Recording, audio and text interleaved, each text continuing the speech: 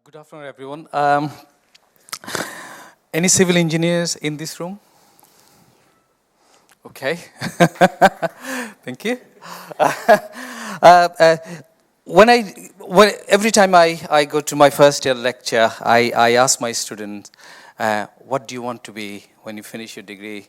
And most of them put their hands up and they say, I want to design Shard, or I want to design something like Eiffel Tower. And then I say to them, most of you will spend 90% of your time fixing things. Because we already build so much and you need to look after them. And this is actually something missing from the university curriculum. We don't teach students how to fix things. We teach them how to design grand things. We give them fundamentals, but learning how to fix things is actually 10 times more difficult than designing something, because you are working on someone else's work. So I kind of spend most of my time try to fix things and concentrate mostly on the roads and also a little bit on bridges. So I'll take you through the presentation. I try to keep it as simple as possible, no technical. There will be a little bit of technical. I put lots of pictures, and I'll show you some of the encouraging work that we are doing now, and hopefully that will have some impact in our industry. Okay, so before I go, a bit of acknowledgement. As a group of us are working on that one. Few names are missing. So these are my PhD students. They actually just finished, and Zaina is now working on. And we got quite a bit of support from lots of industry. They supported with their financial contribution as well as material and their space. Okay, so the contents will be how severe is the issue. We know pothole is everywhere. Today I drove near Heathrow to here. It's about 206 miles. And I counted about 200 potholes, from baby potholes to big potholes on the major roads. And I stopped counting. So they're actually quite, because when you work on this area, you try to find them. And somewhere you always find them somewhere. So I'll show you some in terms of cost and disruption, and we'll see why we have so many of them. And it's not only our issue; it's an issue across the world. It's a kind of exponential growth.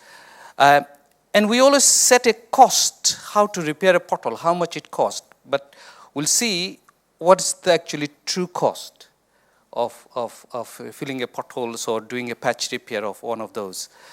And a bit of encouraging note right at the end, we'll talk about a little bit of what we are doing to improve the performance of when we fill them or repair them, how we can extend the life or how we can get the durable repair. Okay, so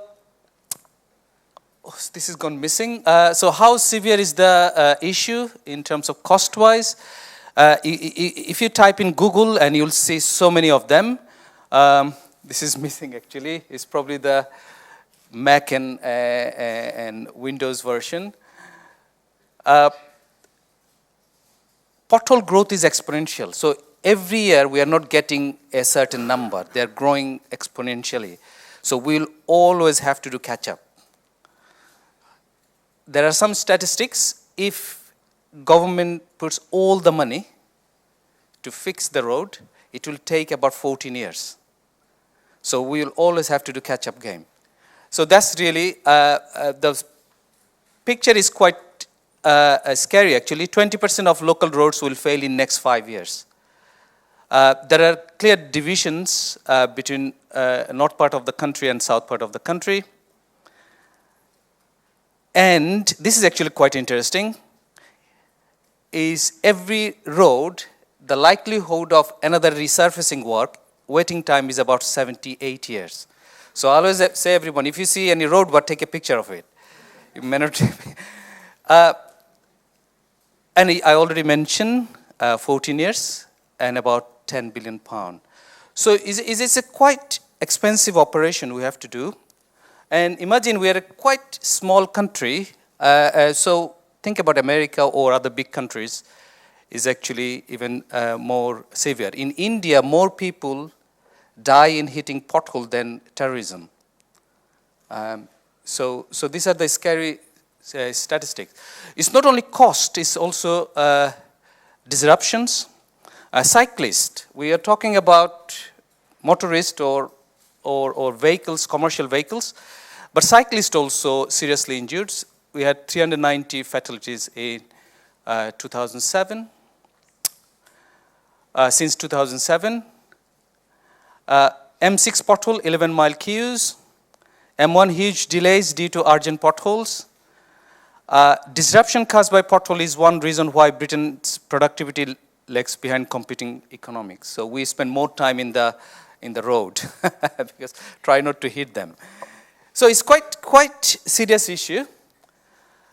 Now, why there are so many potholes in our road? I'd like to give you a flavor of what is actually there out there. Where we drive, what is actually this? We call it pavement. So for highway engineer, pavement means where we drive, not where we walk. So that's why I put pavement. And then I'll give you one slide on then different types of material we use on the surface. And they have different properties. And we use because of different reasons. And some of them are actually failing prematurely. And then the factors, and you'll find how complicated it is. And a slide probably on water-related damage. So pavement is quite complex. Actually, Rahman did build their pavement, thousands of years. But modern pavements are quite complex. So if I simplify, it has got various layers. So it could be asphalt, it could be concrete, it could be mix of both. In Liverpool, we have lots of mix of both, especially the evolved road ones. So they were built few hundred years ago, and they were overlaid with material, and then we don't know what is actually underneath. And airport, it is actually exposed to environment, so you have a bit of flood, snow, heavy rain, so they goes through environmental cycle, heat and cold, heat and cold, heat and cold. Another big issue is different types of traffic, different types of tire, and they create different types of stress on the surface. So we have so many factors you need to actually consider when you design a modern pavement. So we need to simplify this, because otherwise we'll spend years just to design something. So when it comes to surfacing, we used to have this type of surfacing. Many old roads, they have this type of surface. They're very good. They're called hot roll asphalt. They don't crack. But because they're glued with bitumen, this is like actually stone and this is bitumen, they tend to deform, especially when temperature goes high in the summer month. And they're a bit noisy. So because of environmental pressure, and we don't want very noisy road, and we don't want to live near a noisy road, then modern type of surfaces came. And it's called stone mastic asphalt or porous asphalt. We don't use in UK, mostly use in Netherlands and in other countries, European countries. We use lots of stone mastic asphalt. Technically, we call it negative texture surface. Basically, is quite strong in deforming, so it doesn't deform when you apply the load, which is good. It's less noisy, so it's environmental friendly. But because there is not enough glue between two stones, they tend to crack. And all of them, this one, if you put on the road surface, that will probably last 12 to 15 years. Some of our old road surfaces, they're lasting 20 years. This one, if you get 7, 8 years life, you'll be lucky. So you can see many of these road surfaces, because the way we put them, or because of this requirement, we probably are not getting best value out of it. Okay, so now background. So let's look what are the factors actually contributes to potholes. So potholes is on the road. So okay, oh, the nice animation is working. So it is actually affected. If you do poor construction, there will be a pothole. Environmental factors I already mentioned. It goes through lots of stress, snow, summer, rain. Traffic loading is variable. We are getting lots of different types of traffic load. It could be very poor foundations where you're building. Geology could be different, so that have problem. And the material that we are using, that has impact as well. But it's not like that. Each of them has got other variables. So how you transport the material, that will have impact. Mixture, how you design the mix, that will impact. How we are building this, constructing the material, that will have impact. How we are producing and what type of mix. You know, I mentioned about hot roller asphalt SMA, that will have impact. And if I go to that one, what type of workforce we have, how skilled they are, what sort of compaction we are putting. When we are putting them, we have to compact it so that they're stiff. How we are doing, how we are preparing surface, where we are putting them, how well prepared they are, and what type of compaction we are using. You can see on the road, we all know, sometimes we use roller, sometimes we use tires, different types of compaction method. And then it goes traffic loading that can create cracking. Raveling is a term we use. If you look at the road surface, you probably don't see that one, but as you go look at the road surface, you'll see stones are missing. One or two stone here and there are missing. That's terminology of raveling. That actually, in future, you can call them like embryonic potholes. Eventually, they'll become very big pothole. And then rutting means deformation, and they polish because we're constantly driving on them. Also, we got like a 9 months kind of damp season, so we go through a bit of freeze-thaw condition. It get frozen in winter month, and then in spring is thaw, so that changes foundation properties. Poor drainage, it get blocked. We don't clean them properly. And poor bearing capacity. They probably do not take enough load that we're applying, so a bit weak. Okay, so it gets old, so it will crack. Water, lots of water we have. Raveling, I mentioned again, it misses out. Freeze-thaw, again, that could be, the material could be freeze-thaw prone, and the sunlight as well, hot summer. Problem is, they're all acting at the same time. So if you want to sort out a pothole and you want to find what is the root cause, it's almost impossible task. So that brings the challenge actually. So we as an academic or industry, we try to take a shortcut because the problem is too complex for us, and we have to deal with that because problem is real, it's not coming, it's already there. So let's look at some of the factors. So I already mentioned about the traffic. We have new development you probably heard about in press. We are expecting super single. So it will be like a truck, like a train truck. So there will be 4 or 5 trucks joined together. So they will come because that will reduce the number of trucks on the road, and that will improve the efficiency of goods movement. So that will come. That will have another impact. Now, we used to design the road slightly steeper. Now we don't, it's more like a more flat. So, running out of time? No, okay.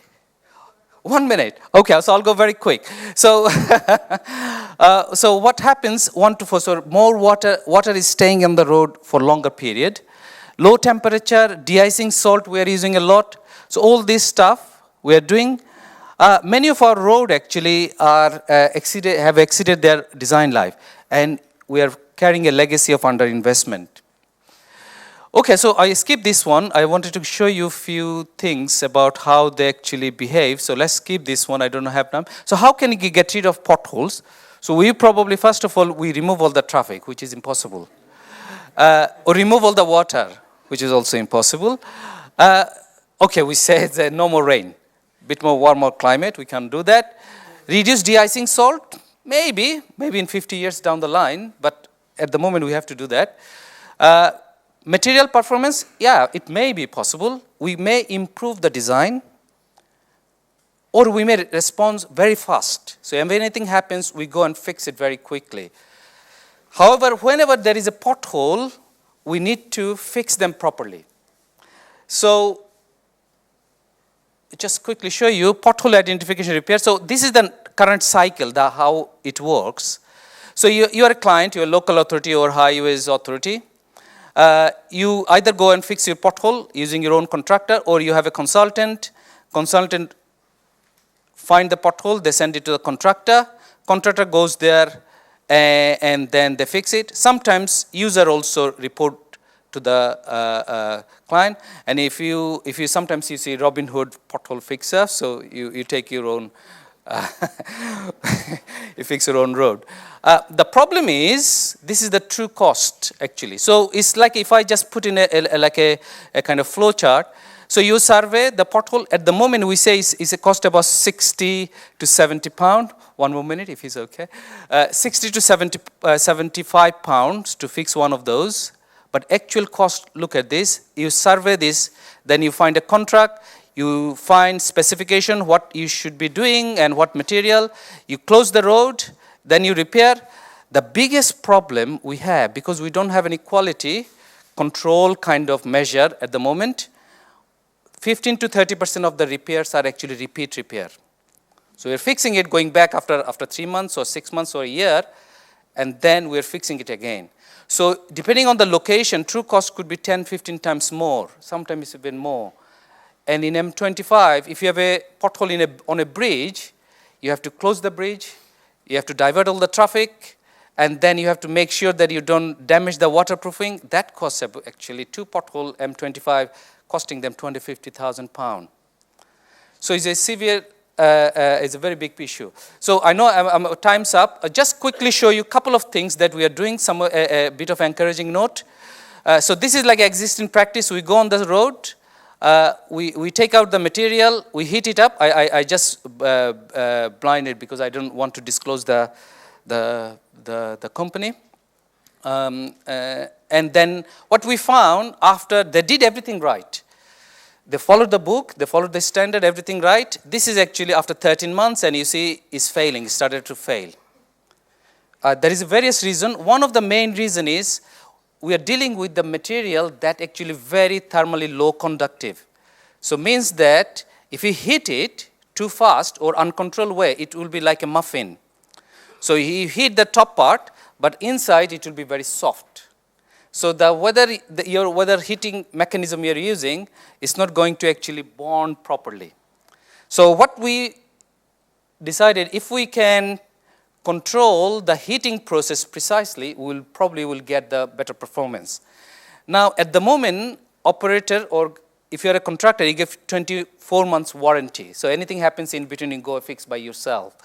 However, what we like to have a welding mechanism. Welding mechanism means if you weld 2 pieces of steel, you don't say it will last only 3 months. We want the pothole to last to the remaining life of the road. If the road has 4 years, 10 years, then it should last that long. One more minute, then I'll just I go skip this one. Sorry, I didn't realize. This is the machine that we developed. It's quite smart actually. It has got everything. What we found by doing our method, so this is the last slide. So our approach is, you go on the road, you measure the thermal conductivity of this material, you put in our model, it gives you how long and how much heating power you should be applying.